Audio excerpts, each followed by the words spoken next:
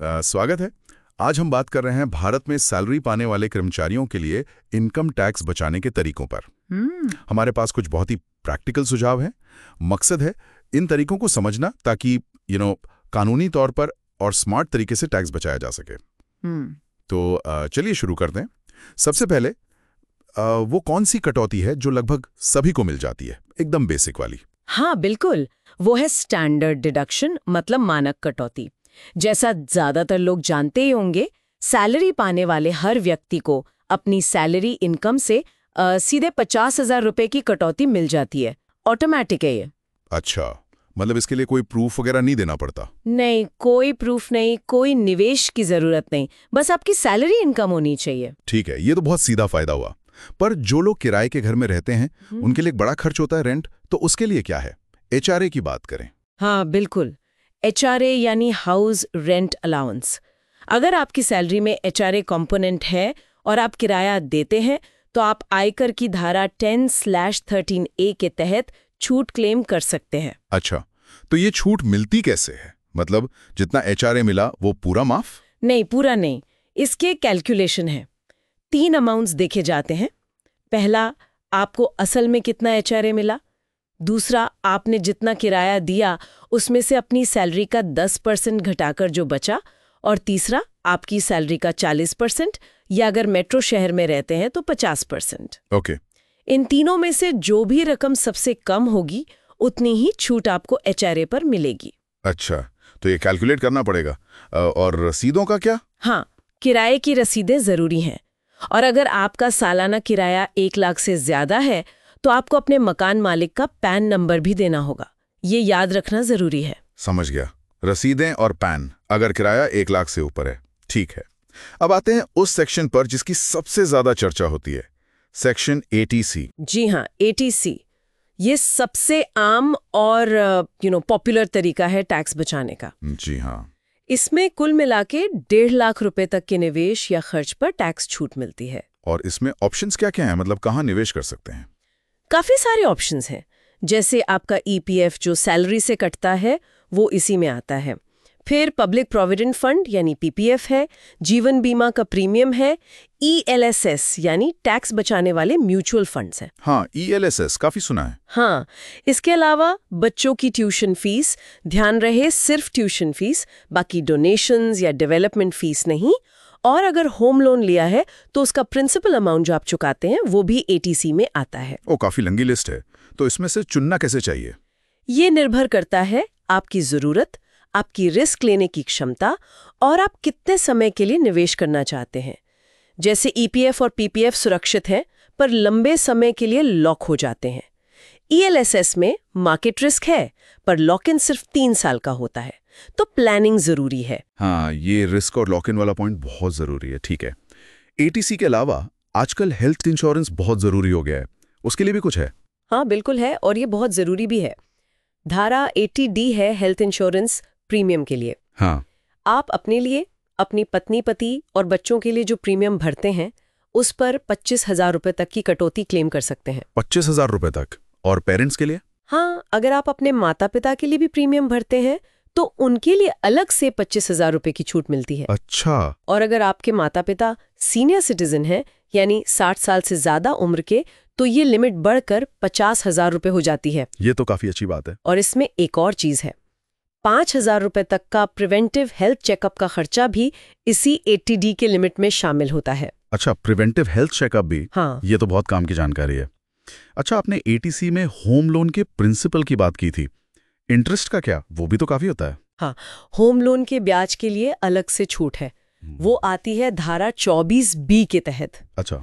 अगर आपने घर खरीदने या बनाने के लिए लोन लिया है और आप उस घर में रहते हैं या वो घर खाली है, तो आप जो ब्याज चुकाते हैं उस पर साल में 2 लाख रुपए तक की कटौती क्लेम कर सकते हैं। 2 लाख रुपए तक? और ये एटीसी के 1.5 लाख के ऊपर है? जी हाँ, ये एटीसी के 1.5 लाख की लिमिट के अलावा है, एडिशनल है।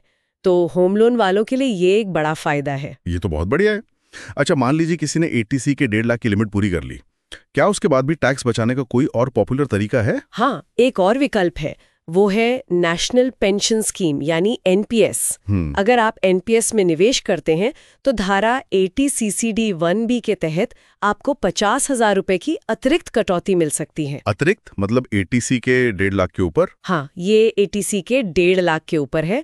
तो कुल मिलाकर 80CC और 80CCD 1B से आप 2 लाख रुपए तक की कटौती क्लेम कर सकते हैं निवेश के जरिए। वाह, ये एनपीएस वाला ऑप्शन भी काफी अच्छा है। लेकिन एनपीएस में शायद कुछ शर्तें होती हैं लॉक इन और निकालने को लेकर। हाँ बिल्कुल, एनपीएस एक रिटायरमेंट फोकस स्कीम है, तो इसके अपने नियम है लॉक इन पीरियड और मैच्योरिटी पर पैसे निकालने को लेकर।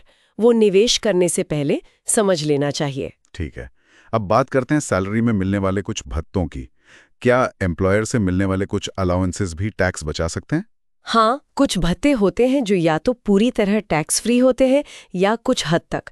जैसे कई कंपनियां मील कूपन देती हैं, जैसे सोडेक्सो। हाँ, वो काफी कॉमन है। वो टैक्स फ्री हो सकते हैं नियमों के तहत।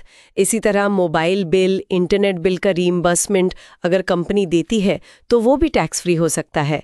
किताबों, जर्नल्स के लिए अलाउंस, यूनिफॉर्म अलाउंस, ये सब भी हो सकते हैं।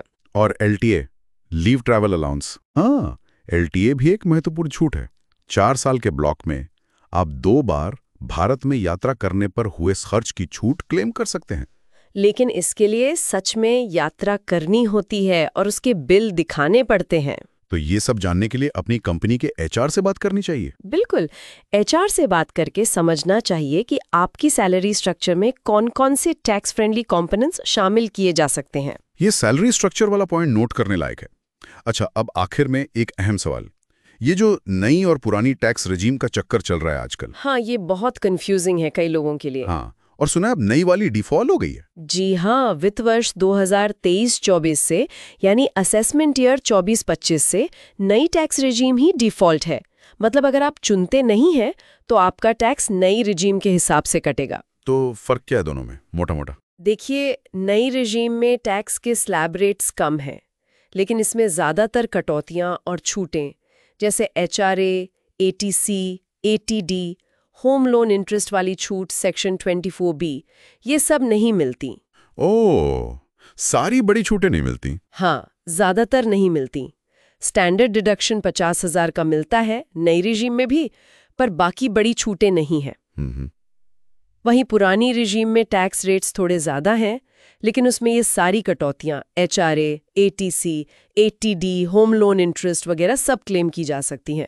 तो चुनना कैसे चाहिए कि कौन सी बेहतर है? ये आपकी व्यक्तिगत स्थिति पर निर्भर करता है। अगर आपके पास क्लेम करने के लिए ज़्यादा कटौतियों और छूटें हैं, जैसे आप HRA क्लेम करते हैं, होम लोन का इंटरेस्ट और प्रिंसिपल चुका रहे हैं, ATC में पूरा निवेश करते हैं, ATD में प्रीमियम भरते हैं, तो हो सकता है पुरानी रेजीम आपके लिए ज़्यादा फायदेमंद हो। अच्छा। लेकिन अगर आपके पास क्लेम करने के लिए ज़्यादा डिडक्शंस नहीं है, तो शायद नई रेजीम की कम टैक्स दरें आपके लिए बेहतर साबित हों। तो इसका मतलब है कि रिटर्न फाइल करने से पहले दोनों में कैलकुलेशन करके देख लेना चाहिए। बिल्कुल, सबसे अच्छा तरीका यही है कि आप अपनी इनकम और संभावित कटौतियों के आधार पर दोनों रेजीम में अपनी टैक्स लायबिलिटी कैलकुलेट करें और फिर तय करें कि कौन सी चुननी है। इनकम टैक्स डिपार्टमेंट के पोर्टल पर कैलकुलेटर भी उपलब्ध है। ये बहुत जरूरी सलाह है।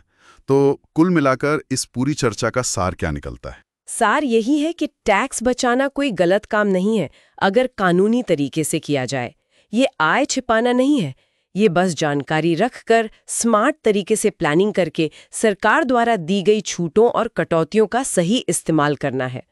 थोड़ी सी प्लानिंग से आप अपनी टैक्स देनदारी काफी कम कर सकते हैं। ये जानकारी वाकई बहुत काम की है और आपने इसे बहुत ही सरल तरीके से समझाया। धन्यवाद। हाँ, और एक आखिरी बात सोचने लायक है। सिर्फ टैक्स बचाने के लिए इन विकल्पों को देखना एक बात है, पर यह सोचना कि इन विकल्पों को समझना, इनमें सक्रिय रूप से भाग लेना, जैसे निवेश करना, बीमा लेना, ये सिर्फ सालाना टैक्स बचाने से कहीं ज्यादा है। मतलब ये कि ये आदतें लंबी अवधि में किसी के पूरे वित्तीय स्वास्थ्य को, उनके फाइनेंशियल डिसिप्लिन को कैसे मजबूत करती हैं। ये सिर्फ डिफॉल्ट टैक्स व्यवस्था अपनाने भी बिल्कुल अलग है। ये शायद टैक्स बचत से भी बड़ा फायदा है।